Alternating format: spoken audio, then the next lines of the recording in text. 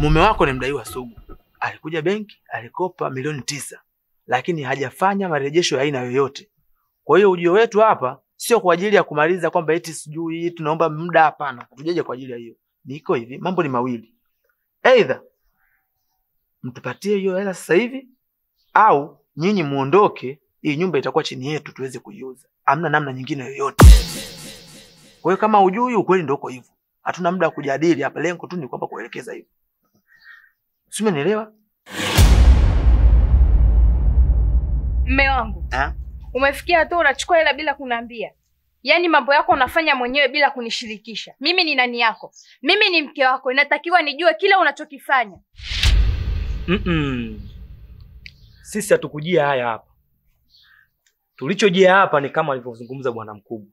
Kwa hiyo kinachohitajika kuanzia sasa ni nyinyi kuondoka kuingia ndani kuchukua kilicho chenu. Na sio kilicho chenu. Ni godoro na nguo zenu tu na kuondoka. Bosi, nimewaomba mnisaidie ndani ya mwaka mmoja. Mimi nimesema nitalipa mwaka huu. I say, sisi tumesema kwa haiwezekani.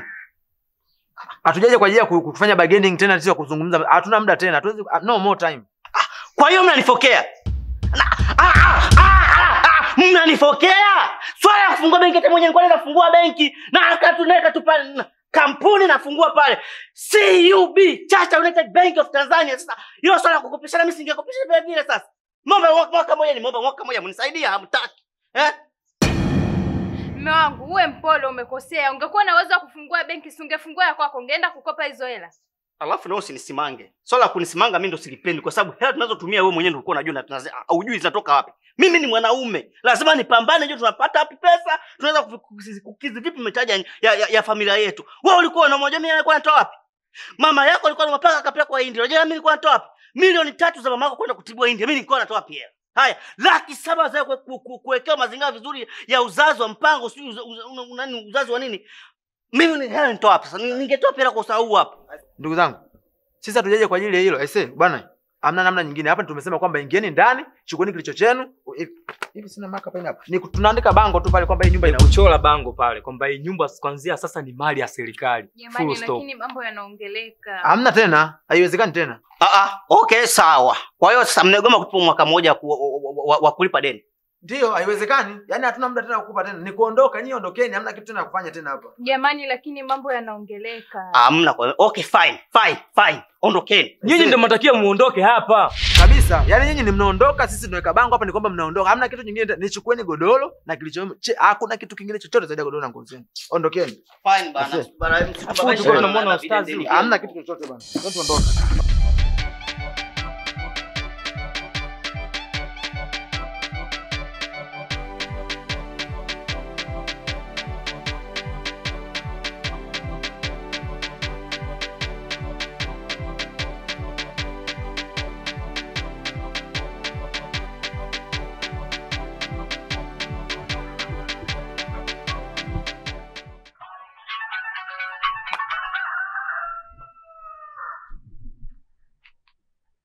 Halo Chacha.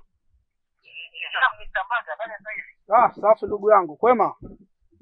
Kwa bwana ndugu yangu, bwana kwema sana. Shida kuna mtu kitokea kaka. Ndio. Kuna kipindi sasa hivi kwa bwana anapata shida naenda kukopa hela benki. Sawa. Sasa bwana wale jamaa wa benki bwana wamekuja hapa, hinya, wameniambia nitoke niache nyumba. Wanataka kupiga mara hii nyumba. Sasa wewe uko mmoja wako na shida moja ndio changamoto moja kubwa sana. Sina pahala pa kuishi. Pole sana ndugu yangu. Pole sana. Shukrani sana kaka. Samahani kaka, kama una sehemu ambapo kuna nyumba ambayo inapangishwa ya shilingi 25,000 akapokea miezi miwili. Sawa. Naomba ndugu yangu nikajifadhi hapo. Basi ndugu yangu sikiliza. Halo. Safi tu za huko. Shoga yangu huko hata sio kwema. Dada, ushawahi kusikia Malaka shindwa kulipa kodi? Yaani tangu ulivyoniacha nimehangaika huku na kule shoga yangu. Ila kodi nimeshindwa kuipata. Yaani hapa ninavyoongea na wewe hapa, chumba kimenishinda nimemrudishia mwenye nyumba chumba chake. Tena imekuwa vizuri kwa sababu kuna chumba kimoja kule chini kwa Mama J. Ndio. Nilikipata, kuna kijana alitaka bodaboda mmoja, tushaongea naye 25,000 na leo alitakiwa ahamie. Kwa changamoto yako ndugu yangu, kwa vile una familia, ngoja niachane nayo nikuachie wewe ukakipata hichi chumba. Nitashukuru sana ndugu. Nitashukuru ndio maana ndugu yangu mimi yani moja kuniangusha kaka, nitashukuru sana. Umesema kwa chini kwa Mama J kule chini kwa Mama J kuna chumba kizuri tu kinauzwa kwa 25 kinapangishwa. Kaka wasiliana naye sasa, natemba niko na wife natemka naye kusema. Wasiliana naye kaka, mpe taarifa na kuja mimi. Basi pole kwa changamoto hizo. Asante ndugu yangu, kwa wanaume huko kaka, tafanya nini sasa? Haya, sasa ngoja nimpigie mwenye nyumba afu nikujulishe hapo. Lakini uhakika kabisa, siwezi kukuangusha. Sawa kaka. Haya. Godoro, kitanda, vyote nimeuza. Na hapa ninavyokuambia, nimeona bora tu nirudi kwa mama mdogo. Nimeongea na mama mdogo, nimemwambia nimeshindwa kulipa kodi narudi nyumbani. Kwa ndo hivyo shoga yangu. Siku sija ukaja pale ukanikuta sipo, ukaanza kushangaa nipo wapi. Mimi nipo huku kwa mama mdogo tulipokuja siku zile. Kwa ukinihitaji utakuja huku. Basi sawa. Mana mtaani anavyoongopwa kama tsunami,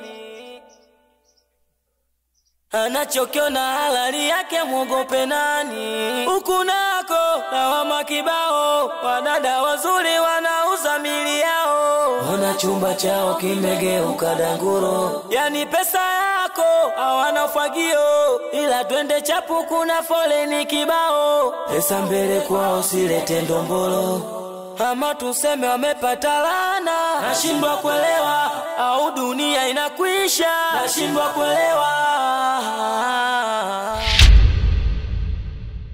Ndugu yangu. Niambie ndugu yangu.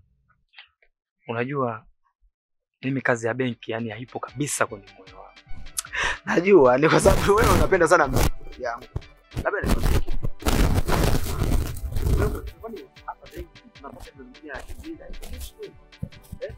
Labda nikwambie kitu.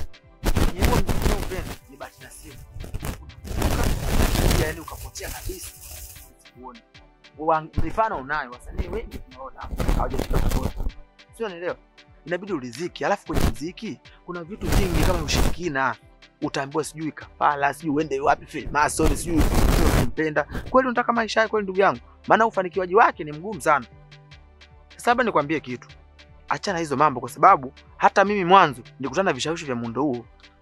Mimi nilikuwa ni dakika chache tu niingie kwenye uvuvi. Ni elimu yangu ndio imenikomboa. Kaka yangu Mikidadi, Shaibu, Machoba na Kideo wote njoo tuvue, njoo tukisema siwezi kufanya vitu hivi. Kwa sababu gani? Kwa sababu nilishajua mimi nina elimu, ngoja nitafute kitu ambacho kitakuwa ni permanent. Vitu vya bahati nasibu sio vizuri. Najua kwenye masuala ya muziki wengi wanaamini sana ushirikina. Hawajui kama kuna Mungu ndani yake. Kwa sio kila anayefanikiwa anafanikiwa kushirikina. Sawa. Mzee, mimi naamini kwa uwezo wa Mungu mimi naondoka. Kwenye swala hilo la muziki mimi naondoka. Sasa sikia ndugu yangu. Wewe fanya kitu ambacho moyo wako unapenda. Sisi wengine tutakuwa kama machawa tu. Ila kikweli sio kama nilikwambia kwa ubaya. Na kuombea sana ufanikiwe, na na imani pia unaweza ukakaza ukawa mtu mzito na wewe. Sasa ndo maneno.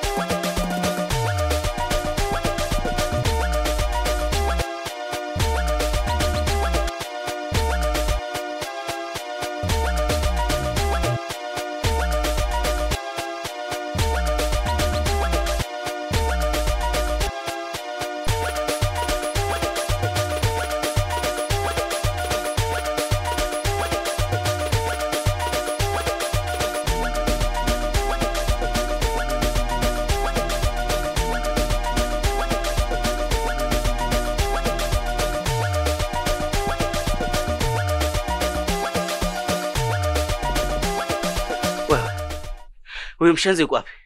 Sasa mimi nitajuaje? Wewe. Huyu hivi wakati uko naye huko nyuma unasema huyu kitu gani sasa hapa? Mimi kwa naangalia mbele na kufuata wewe. Yaani mimi nakuacha mdogo wangu nyuma. Bado muangalie mdogo wangu, mchunga mdogo wangu unaangalia tu unaangalia mbele. Na mimi naangalia mbele hapo nakuaje sasa? Mdogo wangu yuko wapi? Mdogo wako mwenyewe haelewi la shehe wala la imam. Mimi nitamwangaliaje? Namtaka mdogo wangu. Asa namtaka mdogo wangu.